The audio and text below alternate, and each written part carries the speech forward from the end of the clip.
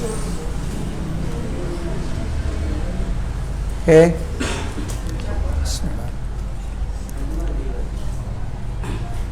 Assalamualaikum warahmatullahi wabarakatuh.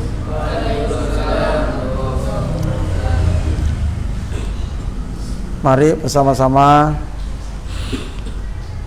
kita awali dengan membaca surat Al-Fatihah. Kemudian Rabbi srohli dan raditu billahi robba. Abata. A'udzu billahi minasy syaithanir rajim. Bismillahirrahmanirrahim. Alhamdulillahi rabbil alamin. Ar-Rahmanir-Rahim. Maliki yaumiddin. Iyyaka na'budu wa iyyaka nasta'in. Ihdinas siratal mustaqim. Siratal ladzina an'amta 'alaihim ghairil maghdubi 'alaihim waladdallin. Amin.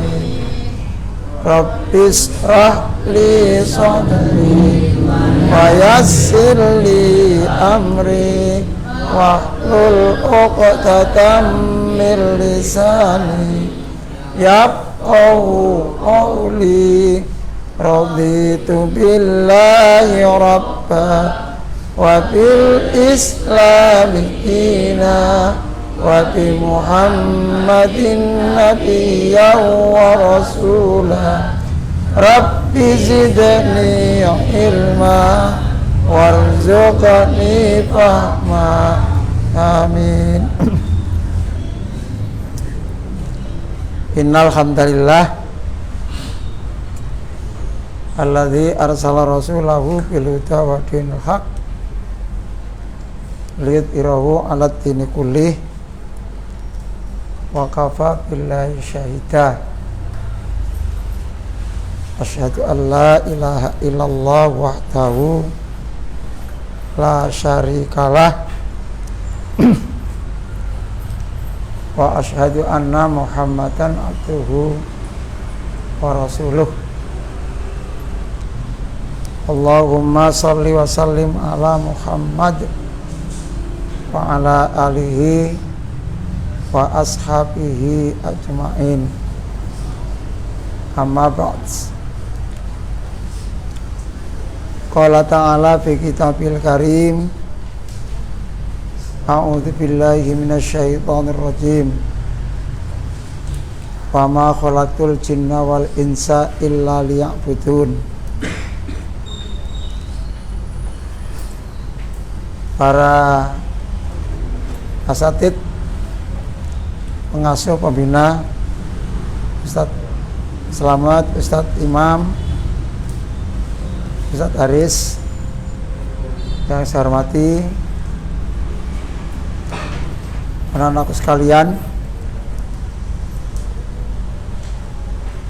santriwan yang berbahagia, yang saya banggakan.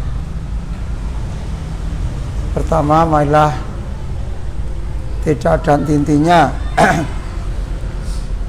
kita selalu bersyukur kepada Allah, karena dengan rasa syukur itulah yang membuat manusia itu bahagia, yang membuat manusia itu merasa tercukupi, yang membuat manusia merasa tentram karena bersyukur pada Allah. Dan yang membuat orang tidak tentram, orang tidak nyaman, orang selalu merasa kurang dan lain-lain, itu adalah karena kurang bersyukur pada Allah. Apapun Kalau merasa syukur, maka apa yang diberikan oleh Allah kepada diri kita semua ini senang. Tapi apapun, berapapun yang ada pada kita atas pemberian dan nikmat Allah itu, kalau tidak atau kurang bersyukur, maka tetap akan merasa kurang. Dari segi kesehatan, satu misal, sedikit ada rasa yang kurang enak, sudah mengeluh. Tetapi ketika badan kita, tubuh kita ini tidak ada keluhan, lupa dengan Allah, lupa untuk mensyukuri nikmat Allah. Tapi kalau orang itu bersyukur, katakan satu ketika kurang enak badan, maka kita syukur pada Allah. Karena kurang enak badan, maka tetap kita tidak melupakan apa aktivitas yang harus kita lakukan sesuai dengan kemampuan badan kita itu. Kalau satu misal kita sholat yang ketika tubuh kita normal, kita sholat dengan berdiri, gerakannya juga seperti yang telah kita pelajari sesuai dengan sunnah Rasulullah. Tapi ketika badan kita ada sesuatu yang kurang, maka kita tidak mengeluh. Dalam hal melaksanakan sholat, ya sesuai dengan kemampuan kita. Artinya kalau sholat dengan berdiri tegak tidak mampu, ya tetap sholat dengan cara duduk di atas kursi satu misal, dan seterusnya. Itu tandanya masih bersyukur pada Allah. Tapi kalau orang itu tidak bersyukur pada Allah, kurang mensyukuri nikmat Allah, ya dengan kata lain mengkufuri nikmat Allah, maka bisa jadi apa yang ada pada dirinya itu merasa kurang terus. Terkait dengan fasilitas hidup yang lain, harta atau apa saja, kalau orang itu bersyukur pada Allah, maka apa yang diterima itu akan disyukuri dengan sebaik-baiknya dan dimanfaatkan sesuai dengan tuntunan Allah dan Rasulullah Sallallahu Alaihi Wasallam. Karena itu saya mengajak diri saya dan kita semua anak-anak terutama juga, marilah kita pandai-pandai mensyukuri nikmat Allah. Anak sekalian, nah kalau mensyukuri nikmat Allah, maka rasanya kita ini tidak ada yang kurang. Karena merasa tercukupi, merasa tidak ada yang kurang, maka bisa menjadikan hati kita tenang, hati kita tentram, hati kita menjadi nyaman. Kalau orang itu hatinya nyaman, hatinya tentram, hatinya tenang, maka itulah orang itu yang namanya ada kebahagiaan. Kebahagiaan. Nah, ini anak-anak yang berbahagia yang saya sayangi. Kemudian kita juga harus selalu banyak membaca sholawat, bersolawat kepada Rasulullah Sallallahu Alaihi Wasallam. Anak-anak sekalian yang berbahagia, pada kesempatan malam ini yang pertama kaitannya dengan akhlak, saya akan sampaikan sebagaimana di dalam hadis Rasulullah Sallallahu Alaihi Wasallam, innama bu'istu liutammima makarimal akhlak. Kata Rasulullah, sesungguhnya saya diutus oleh Allah itu adalah untuk menyempurnakan akhlak. Akhlak itu tingkah laku. Akhlak itu budi pekerti. Akhlak itu semua yang kita lakukan, perilaku kita sehari-hari, mulai bangun tidur sampai tidur lagi dan bahkan sampai bangun lagi, itu akhlak. Dan akhlak itu dituntunkan oleh Rasulullah Sallallahu Alaihi Wasallam. Akhlak itu dalam ajaran agama ada semua. Jadi agama yang paling sempurna di muka bumi ini adalah agama Islam. Karena agama Islam itulah yang mengatur semua perilaku umat manusia. Tidak ada agama seperti Islam. Ya, mulai bangun tidur, katakanlah mulai bangun tidur. Bangun tidur itu tuntunan Rasulullah sudah ada, tuntunan Islam ada. Tidak sekedar begitu bangun karena anaknya rajin sholat, begitu bangun langsung menuju kamar mandi atau jeding, langsung mandi, langsung wudhu, langsung sholat. Tidak, ada tuntunannya. Apa itu? Kalau bangun tidur itu tuntunannya duduk sejenak, lalu membaca doa.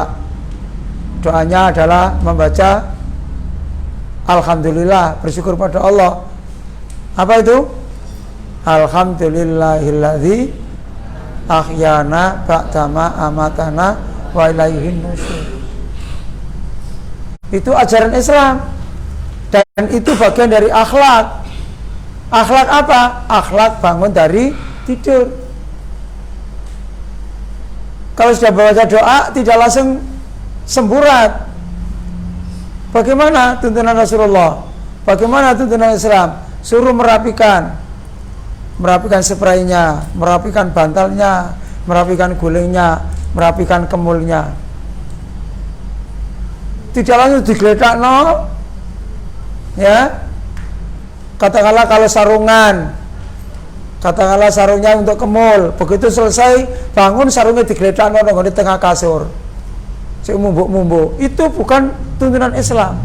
Tuntunan Islam dirapikan. Pak, tidak dilipat, walaupun lipatannya tidak lipatan baik, pokoknya yang rapi.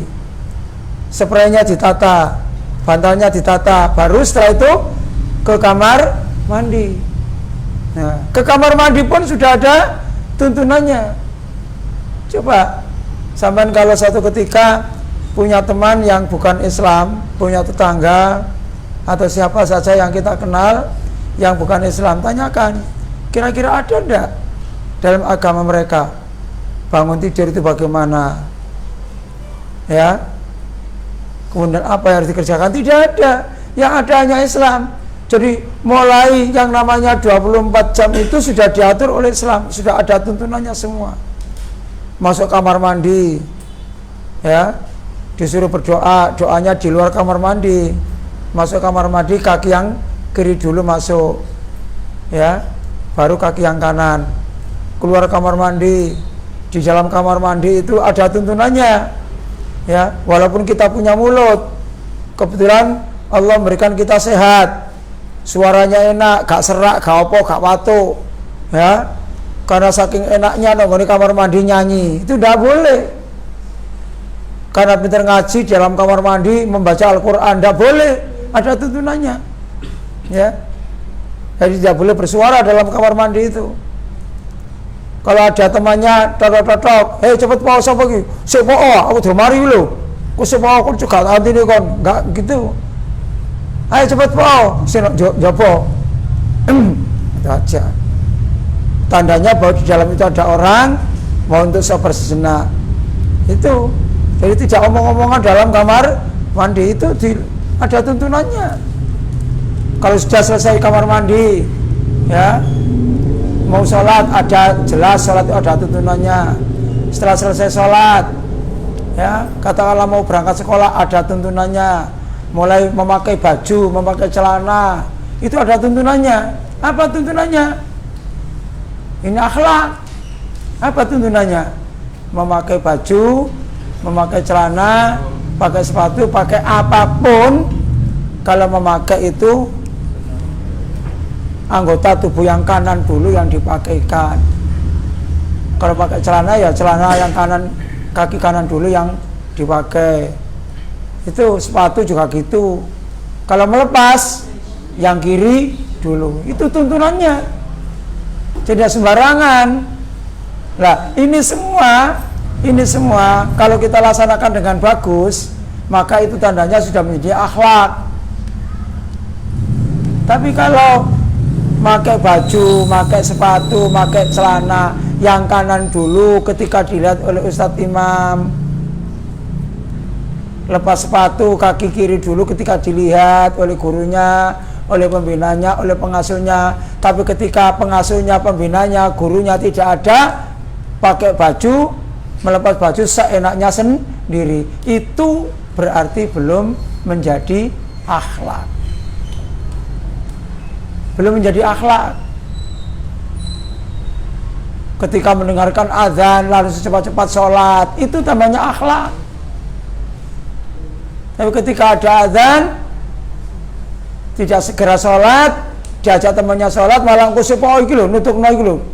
Nah, itu namanya tidak berakhlak. Artinya akhlaknya masih belum baik.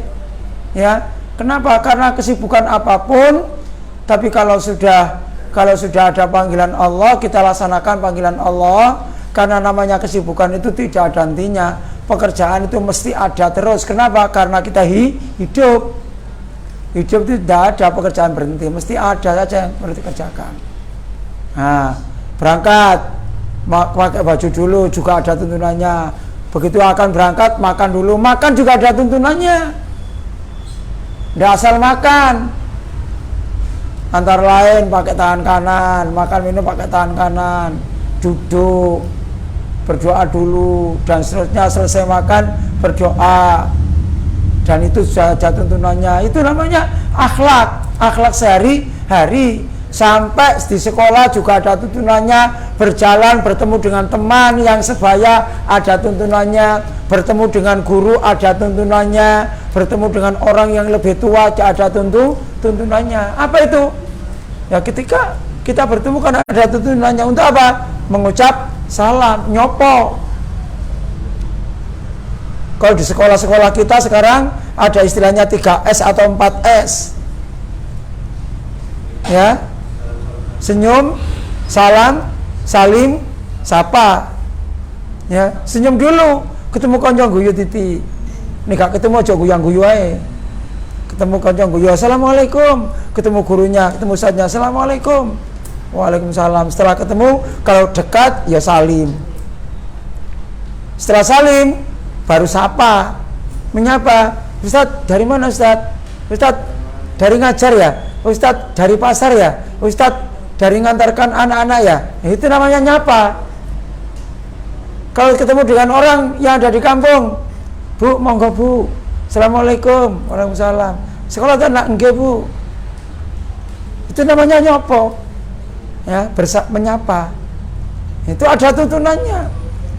Kalau dengan koncoy, assalamualaikum, halo des, budal, gak apa-apa, boleh aja. Tapi assalamualaikum dulu, baru halo. Jangan halonya dulu, baru assalamualaikum. Halo, assalamualaikum. Yang benar ya assalamualaikum sih, baru halo. Kalau sama teman, ya, kalau dengan orang yang lebih tua, dengan bapak, dengan Pak D, dengan Pak Li dan seterusnya, ya seperti tadi itu ada tuntunannya yang dulu Pak akan sampaikan. Ada bagaimana beradab kepada orang yang lebih tua, beradab kepada guru, beradab kepada teman sebaya. Itu sudah saya sampaikan semua. Cuman tinggal mengamalkannya. Ini akhlak. Ya. Begitu selesai, kata Allah sudah pekerjaan sudah selesai, sampai dengan mau tidur lagi, ada tuntunannya.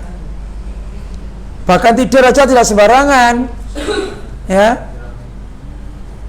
Oke. Yang tadi pagi salat subuh angkat tangan. Kalau sing angkat tangan ya berarti orang sing salat subuh. Yang tadi subuh salat subuh berjamaah di masjid angkat tangan. Yang tadi salat subuh di rumah angkat tangan. Oh. Lapo nang omah. Coba, kenapa baru? Oh, kita coba di rumah. Jujur. Bangun jam 5. Jujur, kenapa kok bangun jam 5? Oh, tidur malam-malam. Rata-rata tidurnya jam berapa biasanya? 11 9 mosok tidur jam 9 aku jam 5 sik tangi. Wong saya tidur jam 10 setengah 10 jam 2 sudah bangun kok, sudah tidak tidur lagi kok, kuat saya. Jangan keturu mau dadi kebo iku sini, kebo iku umumnya cuma penggaweane telu, makan, tidur, ngising, telu kerbau itu 3 pekerjaannya, makan, tidur, ngising, dan ya tentunya dengan kencingnya tadi. Iku tak pegawai ini. Soalnya apa? Gono perintah sholat. Nah, gak usah banyak-banyak tidur. Lupa katanya ahli kesehatan, katanya dokter tidur itu paling tidak 8 jam. Yo, 8 jam kakean. Tidur 8 jam. Ya, kakean. Tidur 5 jam, 6 jam sudah bagus. Ya, katakanlah sampai jam 9, 10, 11, 12, 1, 2, 3, 4 5, 4 bangun sudah bagus. 5 jam, 8 jam kakean. Terus kapan sholat subuh nih? Jam 5 pak, ya berarti kan gak iso sholat berjamaah. Sekarang sekarang hari-hari ini subuhnya masuk jam berapa? Jam 4. Iya jam 4 dong. Jam 4 berapa? Lebih apa pas? Lebih berapa? Delok kono gak cocok nang kono. Kalau waktu untuk Surabaya masih dikurangi, ditambah 10 menit. Itu waktu Jogja itu. Ya, kalau dengan Jakarta 30 menit. Ya, kalau waktu di umum masjid-masjid yang ada sholat-sholat itu rata-rata sekarang itu adalah jam 4 lebih 4. Padahal di Muhammadiyah harus tambah 8 menit. Berarti kira-kira jam berapa? Jam 4 lebih sekitar 12 menit. Hari-hari ini mungkin nanti maju mundur sekitar 2 menit, 1 menit itu aja. Ya, ojo bengi-bengi nih turu. Ya, saya nggak tanya besar-besar. Mosok gak iso sholat berjamaah di masjid musola yang dekat rumah masing-masing. Tadi kamu sholatnya di mana? Musola mana? Darut Tauhid. Mana ya Darut Tauhid itu? Lupa Pasar Baru ya. Gak apa-apa. Ya, pokok sholat berjamaah. Beda loh. Anak yang biasa bangun pagi untuk sholat berjamaah dengan yang sholat tapi sholatnya di rumah.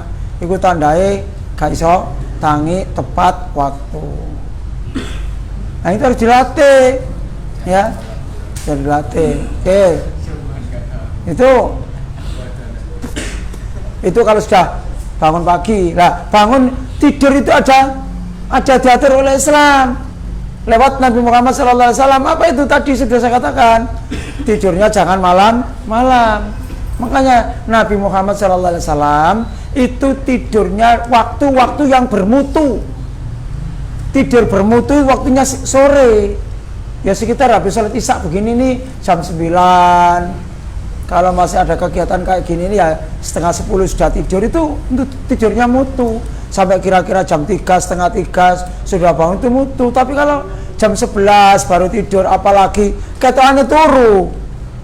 Ya. Mau tidur sudah baca doa itu loh, sik ngene. Main HP gak mari-mari sampai jam 12, setengah 1. Gak mutu. Ya, karena gak mutu paginya gak gelem tangi. Tuh. Nah, tidur ada tuntunannya. Masih ingat tuntunan tidur menurut Rasulullah? Ono agama sing ngatur carane turu? Gak ono. Mungkin ada Pak, ya mungkin ada, kita nggak tahu. Tapi coba aja, sampean kan juga suatu ketika punya teman yang agamanya bukan Islam. Mungkin tanya, lihat, yang saya ketahui semua ajaran agama itu cara tata cara tidur itu tidak pernah diatur. Yang ono aturan cuma Islam. Apa itu? Tidur. Sebelum tidur paling tidak kalau bisa berwudu, kalau enggak ya cuci kaki. Ya. Sebelum tidur dipannya, kasurnya dikebas dengan baca bismillahirrahmanirrahim, dikebas 3 kali. Kenapa? Itu tuntunan Nabi. Kalau enggak ya enggak apa-apa, berarti enggak ikut tuntunan Nabi. Kenapa kok dikebas?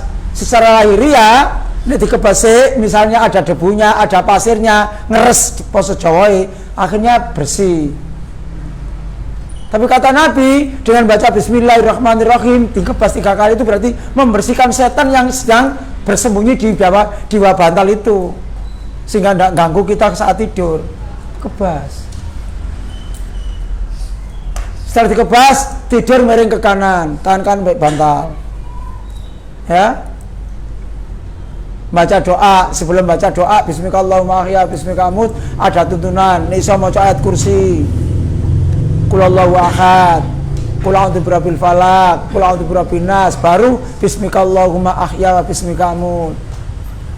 Setelah bismikallahumma ahya bismika amut kan tidak langsung merem, walaupun matanya sudah dipejamkan tapi mungkin hatinya masih bangun, masih belum tertidur. Lah saat itu gunakan untuk zikir.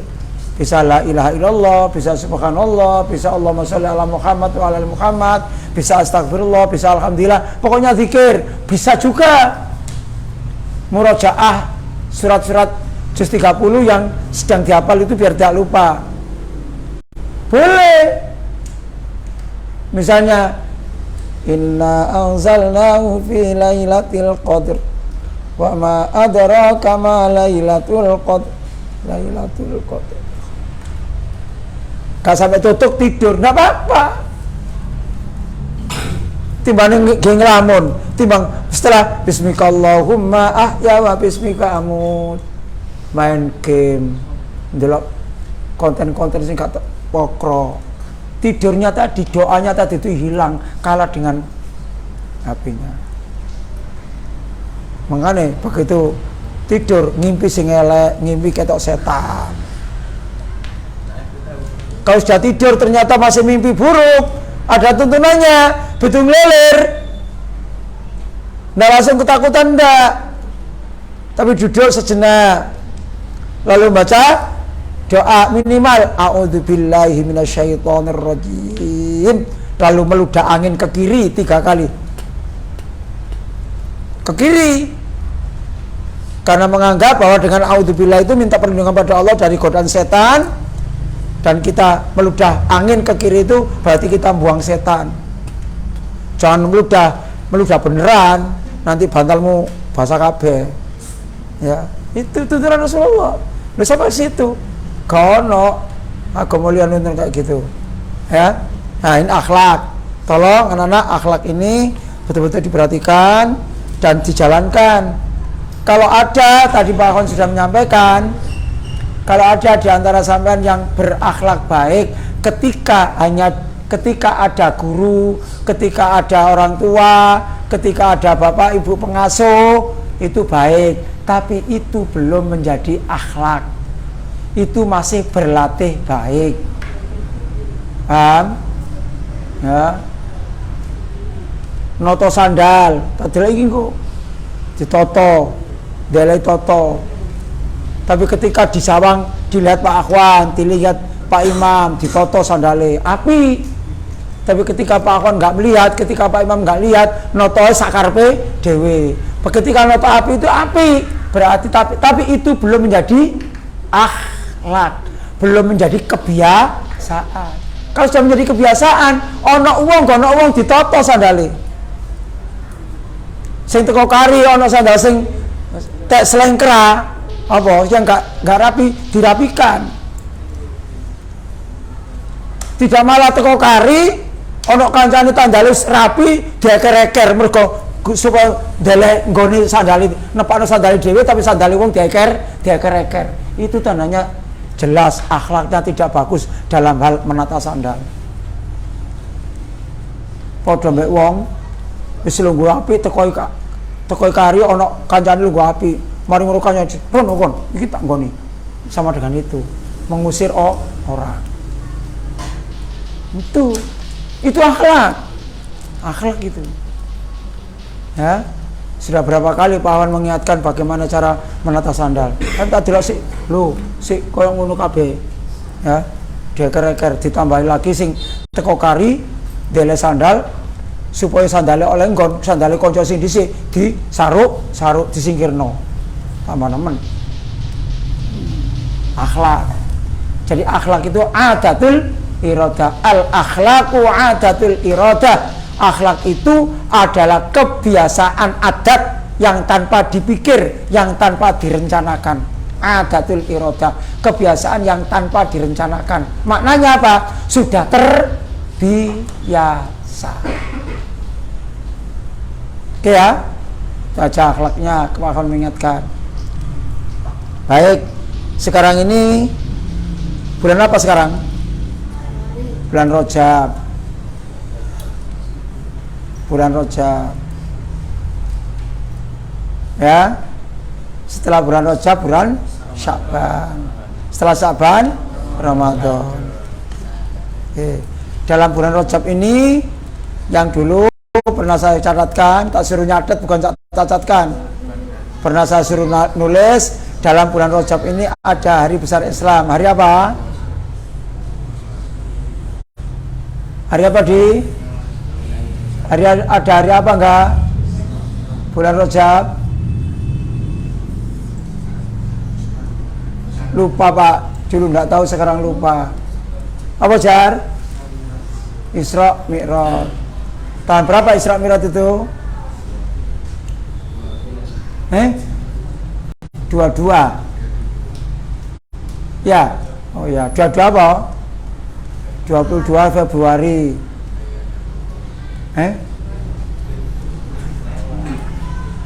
22 Rajab. Ya. Loh, lali. Oke, Zaki. Tahun berapa Ki Isra Mi'raj? Jam. Tahun berapa jam?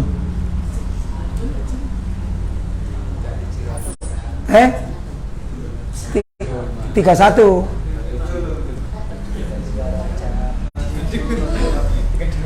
Iya apa sih rek? 27 Rajab. Masa lali rek? Tak terus mana kok malan.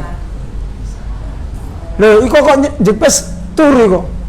Lho, enakmu dhewe kan. Oh, arek kok bocah ngono. Ya. 27 Rajab itu hari besar Islam dalam bulan ini. Dan tidak itu yang akan saya sampaikan. Banyak informasi berita yang ada di media sosial yang ketokane kelihatannya baik, ngajak orang untuk berbuat baik, ngajak puasa dan macam-macam. Nah, itu kan. Bahkan di menjelang awal 1 Rajab kemarin itu ada berita di media sosial. Ingat, nanti malam adalah tanggal 1 Rajab. Siapa yang memberitakan, menyampaikan kepada orang lain bahwa ini masuk tanggal 1 Rajab, maka dia akan dapat pahala sekian.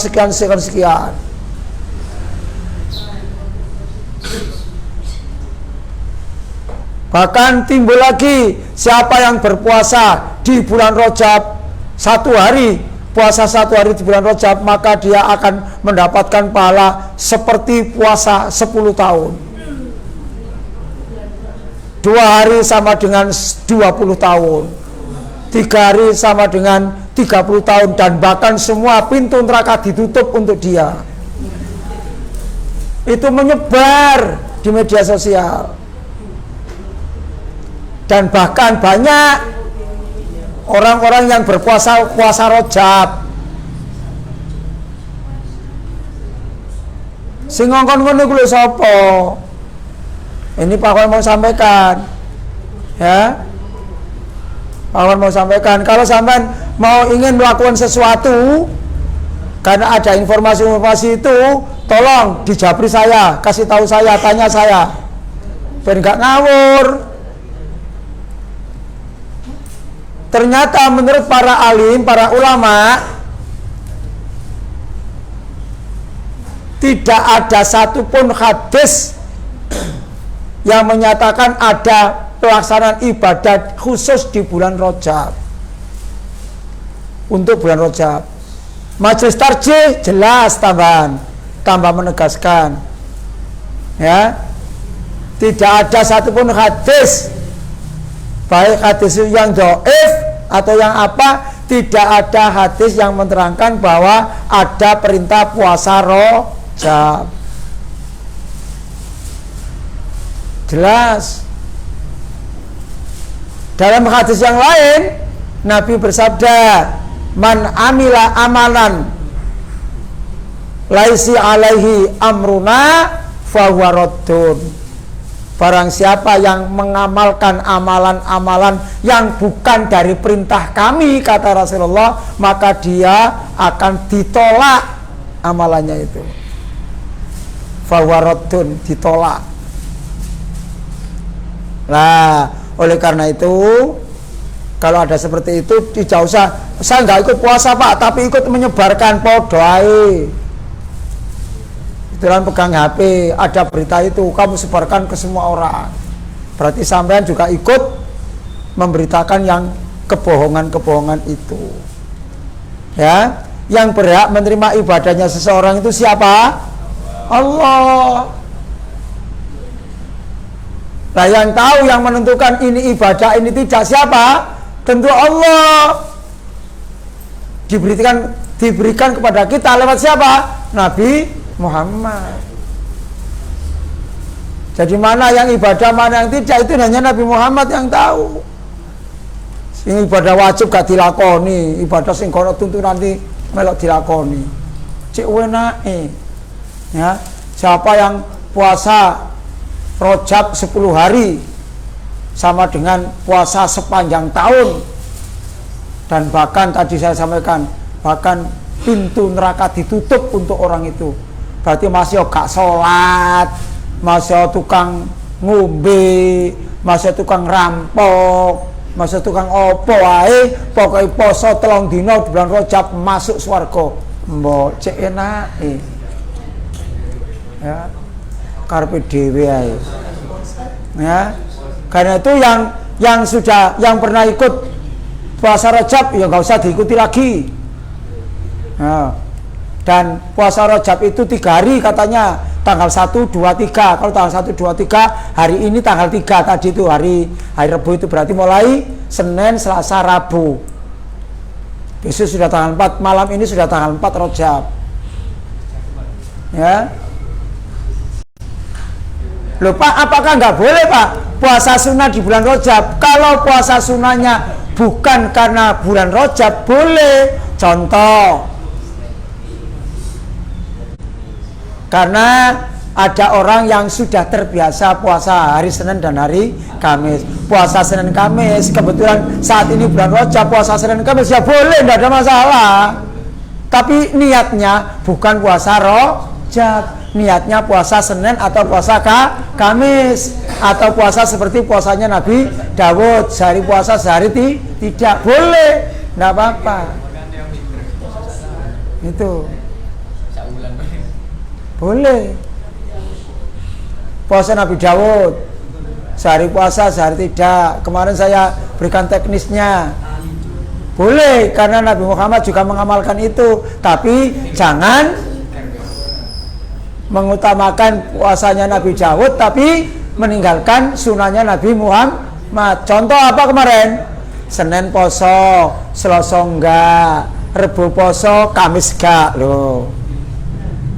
Pada Kamis itu puasa sunnah menurut Rasulullah. Bagaimana kalau puasanya puasa satu hari puasa, 1 hari tidak? Ya Kamis poso, apa Senin poso, Selasa enggak, Rebo enggak, Kamis poso. Jumat enggak, Sabtu poso, Ahad enggak, Senin poso. Berarti enggak posonya Selasa, Rebo, kan gitu. Yang 2 hari berturut-turut. Supaya apa? Supaya puasa Nabi Muhammad Senin Kamis tetap juga berjalan. Tuh.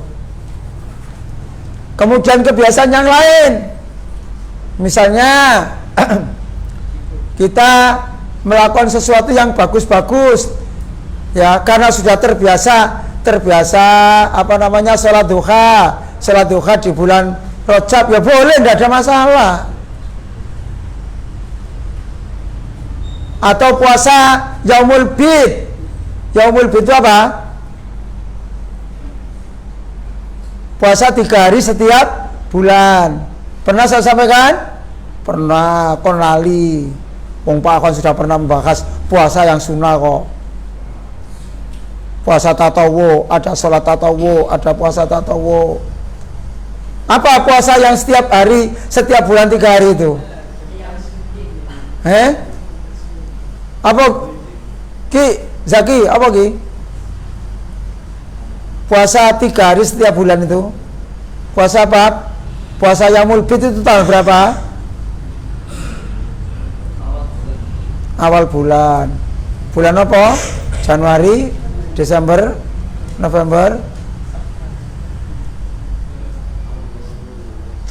Nggak ada puasa awal bulan itu.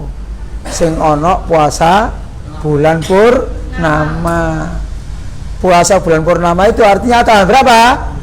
Tanggal 13, 14, 15. Itu setiap bulan boleh. Karena sudah terbiasa puasa Yaumul Bid 3 hari setiap bulannya. Pas ini bulan Rajab, puasa 3 hari dalam bulan Rajab ini boleh, tidak apa-apa. Tapi niatnya bukan puasa Rajab, kayak puasanya puasa Yaumul Bid, puasa hari bulan purnama. Puasa bulan purnama. Ini anak-anak. Jadi, bagaimana menurut himpunan putusan Tarjih Muhammadiyah? Menurut Tarjih Muhammadiyah, ya tadi itu tidak ada puasa khusus amal ibadah di bulan Rajab. Tapi kalau amal ibadah yang lainnya seperti yang biasa dilakukan, maka itu boleh-boleh saja. Misalnya tadi puasa Senin, puasa Kamis, boleh. Puasa Yaumul Bid tanggal 13, 14, 15 boleh. Dan bahkan kemarin Pak Akhwan membaca grup di Yai Dahlan akan dimulai dibiasakan untuk puasa Senin dan Kamis. Berarti besok Kamis. Itu boleh, bagus. Dan rangka untuk latihan beribadah dengan sebaik-baiknya. Ini anak-anak terkait dengan bulan Rajab. Lah, kembali bulan Rajab itu tadi ada saya sampaikan ada hari besar Islam, yaitu apa? Di Isra Mi'raj. Isra Mi'raj itu siapa yang masih ingat? Isra Mi'raj itu apa? Perjalanan Rasulullah dari Masjidil Haram ke Masjidil Aqsa, dari Masjidil Aqsa ke Sidratul Muntaha, ke langit, yang intinya menerima wahyu Allah yang berwujud perintah sholat 5 waktu. Karena diperintah sholat 5 waktu, jangan lupa. Makanya tadi Pak Awan sampaikan, yang saya tanya pertama ya, yang sholat subuh, tanda anak itu soleh atau tidak soleh itu dilihat dari sholat subuhnya. Sholat subuhnya tepat waktu enggak?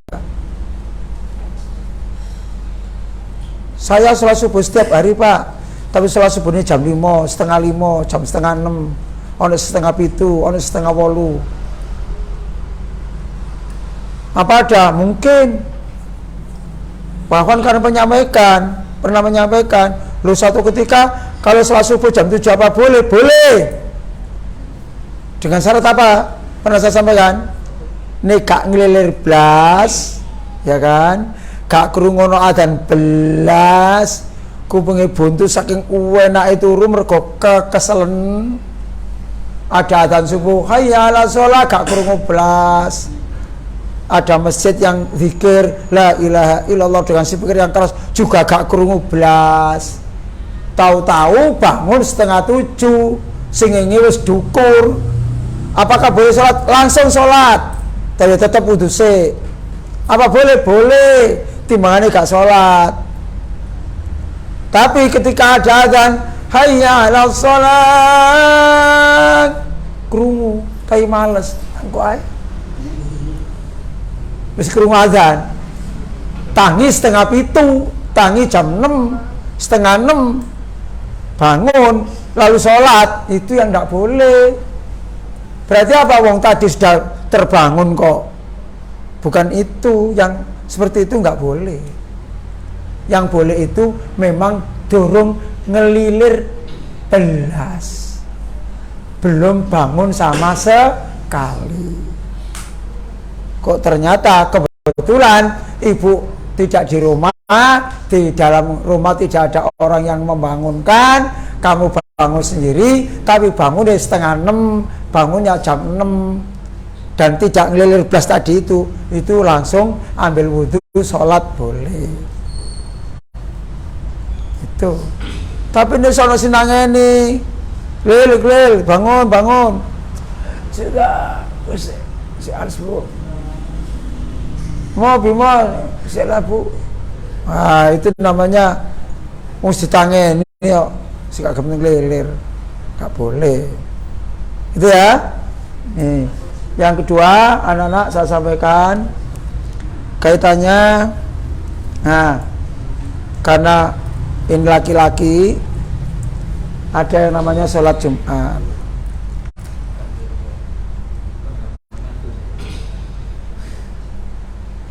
Siapa yang biasa sholat Jumat di Al-Islam? Angkat tangan. Kauno sholat Jumat di sekolahan SMP Muhammadiyah 11, sholat Jumat di SMA Muhammadiyah 10, kauno sholat Jumat di Masjid Al-Azhar, ono sholat Jumat di masjid yang adzannya 2 kali, angkat tangan. Kayak Jalan Sedayu dan seterusnya. Oke, cukup. Tolong, mengapa saya tanya itu? Sholat Jumat yang adzannya 2 kali itu rata-rata ada sholat qobliyah Jumat. Adzan pertama belum apa-apa, ya kan? Orang masuk, sholat tahiyatul masjid dan lain-lain. Begitu mau masuk Jumatan, Bilal kan berdiri kan, ma'asyiral muslimin rahimakumullah, qala Nabi sallallahu alaihi wasallam, itu kan, ansitu wasma'u wa ati'u rahimakumullah, ansitu wasma'u wa ati'u rahimakumullah, ansitu wasma'u wa ati'u rahimakumullah, Allahumma sholli ala Muhammad. Imamnya berdiri, Allahumma sholli ala Muhammad. Imamnya nerima tongkat, Allahumma sholli ala Sayyidina Muhammad. Tongkat dilepas, kasihkan imam, dia kembali, asalnya menghadap ke sana, kembali sana. Setelah itu imamnya, Assalamualaikum warahmatullahi wabarakatuh, Waalaikumsalam warahmatullahi wabarakatuh, duduk. Lalu adzan lagi kan, Allahu Akbar, Allahu Akbar, sampai selesai. Itu adzannya kedua.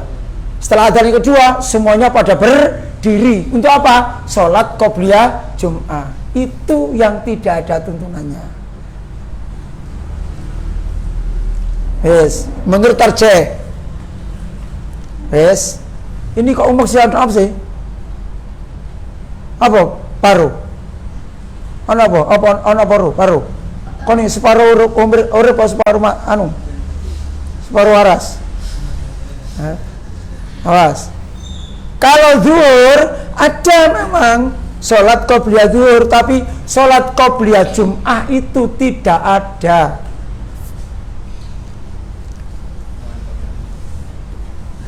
Kalau datang lebih awal, ya sholat tahiyatul masjid. Kalau masih menunggu karena khutbah belum dimulai, tidak ada sholat qobliyah Jum'ah. Kalau mau sholat sunnah menurut tarjih, boleh sholat sunnah semampunya, sekuatnya. Berapa kali? 2 rakaat salam, berdiri lagi 2 rakaat salam lagi, berdiri lagi 2 rakaat salam lagi, boleh. Kalau tidak sholat diganti dengan zikir, boleh. Tapi begitu imam sudah mulai Assalamualaikum warahmatullahi wabarakatuh, sudah zikirnya harus berhenti. Untuk apa? Mendengarkan khutbahnya khotib yang sedang berkhutbah. Itu. Karena ini banyak kekeliruan anak-anak sekalian. Jadi tidak ada sholat qobliyah Jum'ah. Yang ada sholat sunnah tahiyatul masjid atau sholat sunnah semampunya, bukan qobliyah Jum'at. Kalau zuhur memang ada qobliyah zuhur. Paham? Paham ya? Ngerti tak kira-kira? Ya. Kalau di sekolahan, di sekolah-sekolah Muhammadiyah, Masjid Al-Azhar, Al-Islam, kemudian Masjid At-Taqwa dan lain-lain yang jelas-jelas Muhammadiyah, tidak ada itu memang. Tuh, ini perlu diketahui karena banyak pertanyaan kepada majelis tarjih dan majelis tarjih menjawab seperti tadi itu. Paham ya? Oke, sebelum selesai saya punya absen sendiri supaya saya bisa tahu si masuk si nggak masuk. Iqlil masuk ya, ke tangan aja ya. Arifin mana? Kono.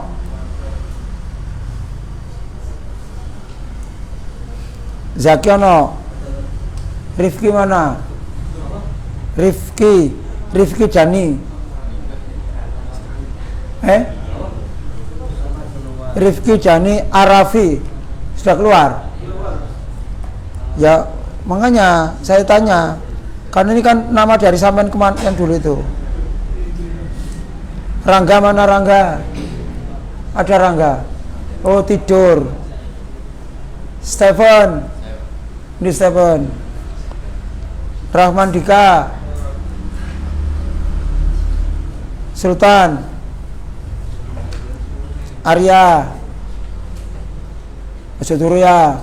Rangga tahun turune seke. Aprijal. Nur Rasid. Titan Nur Rasid. Ada? Ada enggak?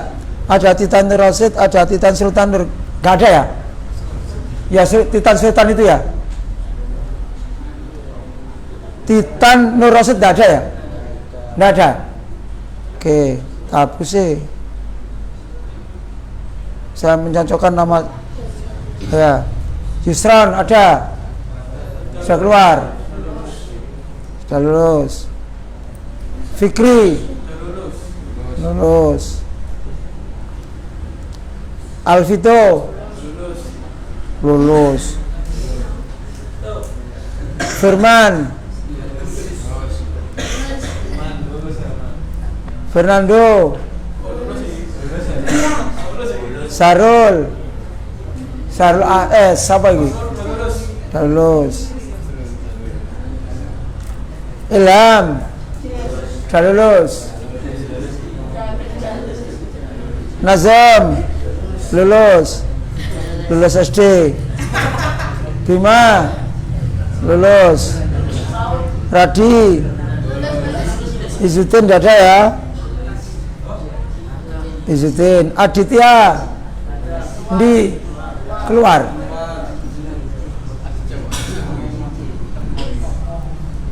Richard,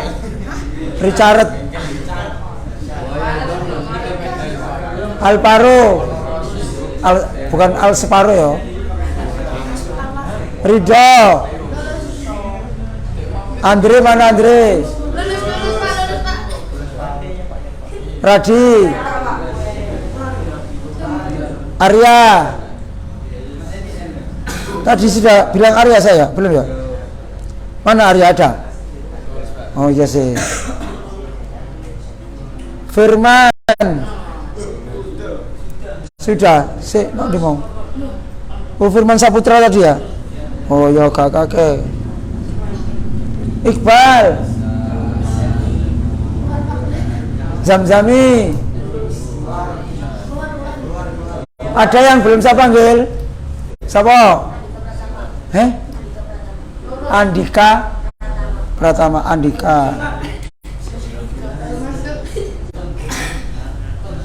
Pratama. Siapa lagi yang belum tak panggil? Sudah. Oke, baik, supaya ada absennya Pak Akhwan. Demikian anak-anak yang saya sampaikan dalam kesempatan malam ini, mudah-mudahan ada manfaatnya dan mudah-mudahan anak-anak nantinya, saya yakin yang Pak Akhwan sampaikan nanti sedikit atau banyak akan sampai ingat di masa dewasa besok, mesti ingat ya, insya Allah. Mudah-mudahan selalu diingatkan oleh Allah Subhanahu Wa Taala. Kita akhir dengan baca hamdalah dan kafaratul majlis. Alhamdulillahirabbil alamin. Subhanakallahumma wa bihamdika asyhadu an la ilaha illa anta astaghfiruka wa atubu ilaik. Assalamualaikum warahmatullahi wabarakatuh.